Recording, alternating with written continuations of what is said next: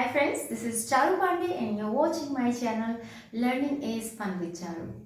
And if you like my video, please like and share. And if you're new to my channel, please subscribe it and please press the bell icon.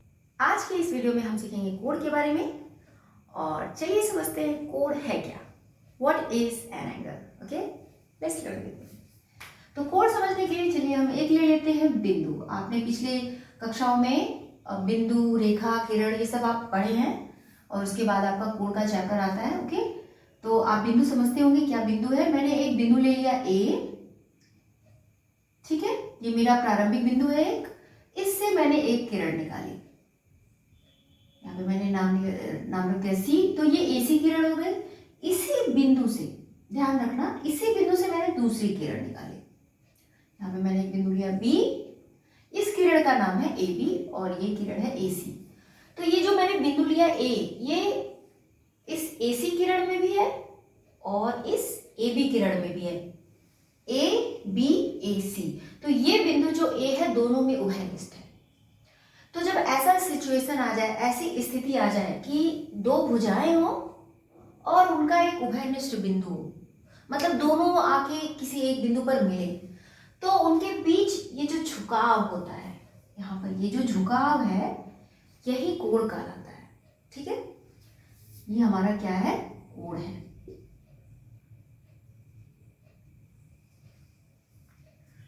तो क्या सीखा आपने. अगर किसी प्रारंभिक बिंदु से किरणें निकलती हैं, ठीक है, तो उनके बीच के झुकाव को हम क्या कहते हैं. अगर दो किरणें निकल रही हैं किसी प्रारंभिक बिंदु से, तो उनके बीच के झुकाव को हम कोण कहते हैं. ठीक है, अब हम कोण का नाम लिखना सीखेंगे कि कोण को हम कैसे बताएंगे कि इस कोण का क्या नाम है. हमने क्या सीखा, जब किसी प्रारंभिक बिंदु से दो किरणें निकलती हैं तो उनके बीच के झुकाव को क्या कहते हैं, हम कोण कहते हैं. जब भी कोण बनता है तो दो भुजाएं होती हैं उनकी और उनका एक उभयनिष्ठ बिंदु होता है. ओके, आइए अब सीखते हैं कि हम कोण का नाम कैसे रखेंगे. ठीक है, तो यहाँ पे 3 अंग्रेजी के कैपिटल लेटर्स दिख रहे हैं ना, सी ए बी. तो जब भी हम नाम लिखते हैं तो जिस बिंदु पे कोण बन रहा है, ठीक है, यहाँ पे बन रहा है ना, तो उसको हमको बीच में रखना है. और कोण का सिंबल, ये कोण का प्रतीक है, ये पहले लिख लेंगे, इसे कोण कहते हैं. ठीक है, ये क्या है, कोण, इसे पढ़ेंगे कोण.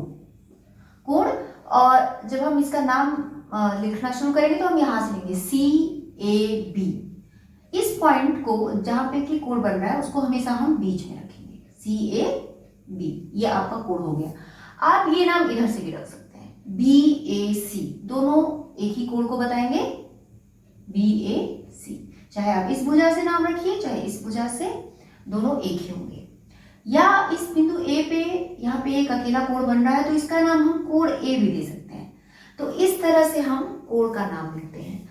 और एक ही कोण बन रहा है इसलिए इसका नाम कोण ए दे दिया, ठीक है. लेकिन अब हम देखेंगे कि कहाँ पे हम, जब एक ही बिंदु पे एक से ज्यादा कोण बन रहा है तब हम वहां पे सिर्फ कोण ए नाम नहीं दे सकते. क्यों, चलिए समझते हैं इसको.